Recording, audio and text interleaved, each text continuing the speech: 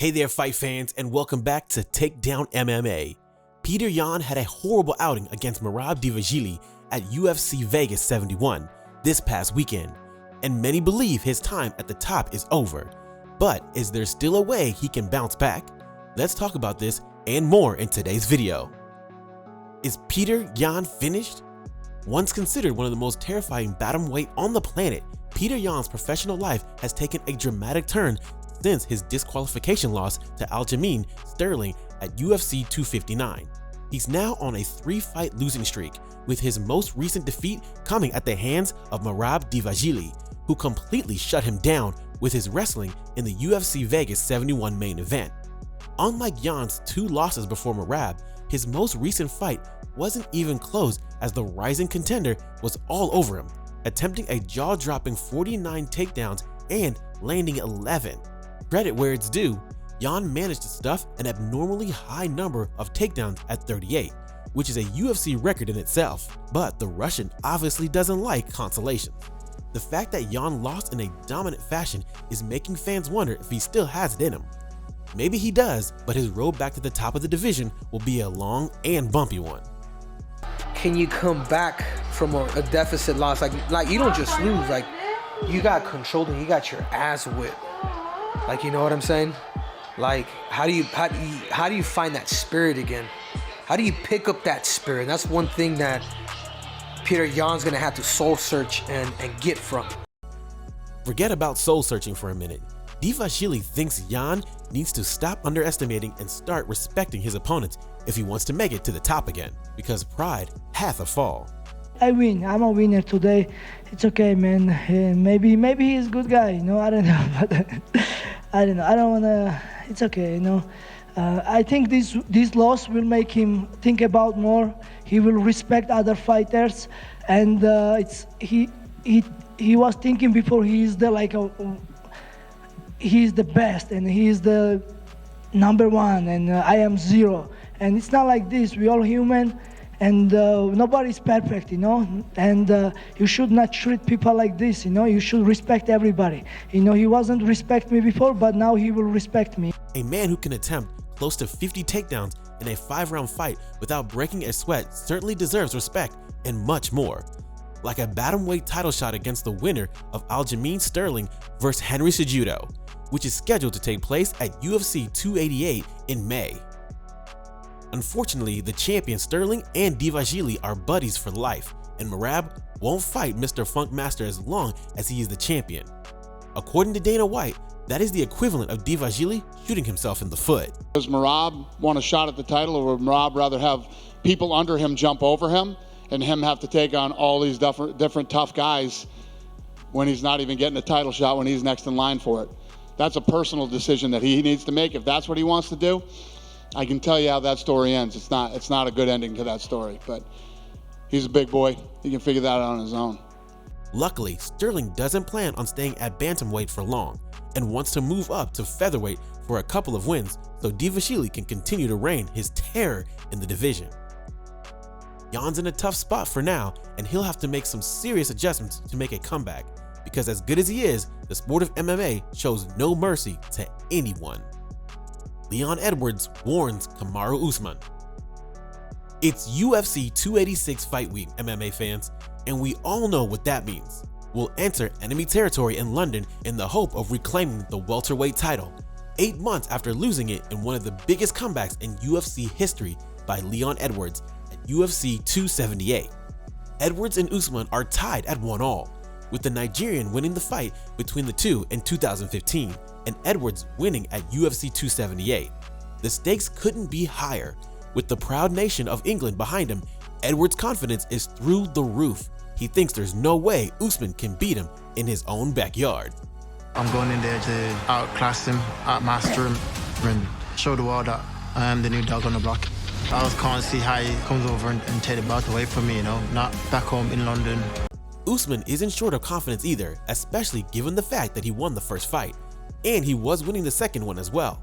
Up to the final minute, Hail Mary head kick that caught Usman off guard, and he was forced into taking an embarrassing in-fight nap. For Usman, it's only a matter of fixing a few tiny chinks in his armor and he'll be good to go. I just think I'm a bit better at everything that he does well.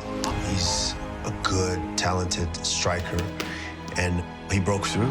I acknowledge it. I accept it. I'm gonna clean up those mistakes, and I'll be back.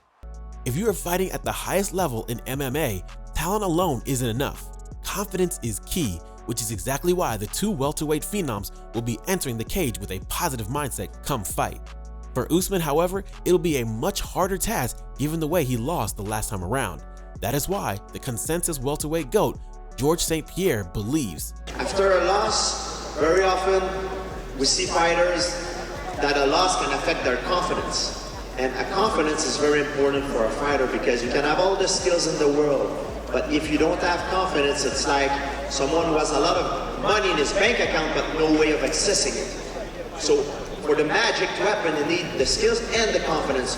So we'll see how mentally strong is Kamaru Usman, and if he comes back and wins the title, I think he will add up to his legacy even more. So, but it's gonna be a hell of a fight, a hell of a challenge. It's surely going to be one hell of a fight. Usman is the better fighter overall, but Edwards has a huge psychological edge over him. Plus, the sport of the uber-passionate English crowd, UFC 286 can't come any sooner. Who do you think will win? Give us your thoughts in the comment section below. Islam Makhachev reveals who he wants to fight next. For Charles Oliveira, who is hoping to get another shot at Islam Makhachev with a win over Beneil Dariush at UFC 288, this might come as bad news. But the Dagestani has zero interest in fighting him, unless he blows him out of the water with a once-of-a-lifetime performance. Oliveira fought Makhachev for the vacant lightweight title at UFC 280, where he was dominated in every way before being submitted in the second round. But as Oliveira likes to say, a wounded lion is more dangerous than a hungry one. And when he steps inside the octagon against Dariush, he promises a masterclass, which is exactly what he needs to deliver to earn a title shot. Honestly, I don't know. I hope Beneil win because I already beat Oliveira and I need some new challenge, you know. Dariush gonna be a good fight because this guy have good skills, striking skills, wrestling skills and grappling skills. That's why it's gonna be a good fight. Yeah, I think, yeah. But other Oliveira, if he want rematch, if he beat, like if he show good performance, maybe he's gonna be next. I don't know. With Conor McGregor expected to make his return to the octagon in the summer, things could change dramatically for the rest of the deserving contenders in the lightweight division. Because even for a guy like Makhachev, who believes in earning his keep through hard work, saying no to a fight against McGregor will be impossible. Makhachev's comments might come as a surprise to some, but it's the fight business at the end of the day, and McGregor is the business's biggest asset. So it won't be surprising if he jumps the line to steal a title shot. And even if he gets it ahead of some of the top contenders, Michael Bisping thinks it won't be unfair. So if he goes out there and he beats Michael Chandler, who's one of the top ranked lightweights on the planet, and he does it in exciting fashion, I'll be honest, I'd have no problem with him fighting for the belt. Bisping may not be a problem with McGregor getting a title shot with one win, but many others do, which is why we'd love to hear your thoughts on this. Nate Diaz responds to Mike Tyson after he praises McGregor. Speaking about McGregor, there's one person he has unfinished business with, and that is Nate Diaz, who recently took issue with Mike Tyson for praising the Irishman. A few years ago, Tyson praised McGregor for going 10 rounds with Floyd Mayweather in their blockbuster boxing match in 2017. He never really had a boxing match in his life, right? Right. He didn't have a boxing match, right? He went 10 rounds with the greatest fighter in the last 100 years of boxing. Diaz recently saw the clip somewhere on the internet, and he instantly fired back at the former boxing heavyweight champion for praising his arch rival. The Stockton native reminded everyone that it took him only 8 minutes to dispatch the Irishman in their first fight at UFC 196 in 2016. Here's what Nate Diaz had to say in a recent tweet. "I took Conor McGregor all the way out in about 8 minutes right before that. What does that tell you? Finished. Dead." In their match at UFC 202, McGregor exacted his revenge by a majority decision and then went on to win the lightweight title by embarrassing Eddie Alvarez a few months later. In 2017, he fought Floyd Mayweather, and since then, he has had ups and downs in the MMA world. As for Nate Diaz, After fighting out his UFC contract with a win over Tony Ferguson at UFC 279, he is currently a free agent and is looking to transition into the world of boxing. That being said, a McGregor trilogy will always be on the cards, and that's one fight that the world will want to see a third time. That's it for today. If you liked our video, please show us some love by subscribing to our channel and turning on the notifications. Thanks a ton for watching, and we'll see you in the next one.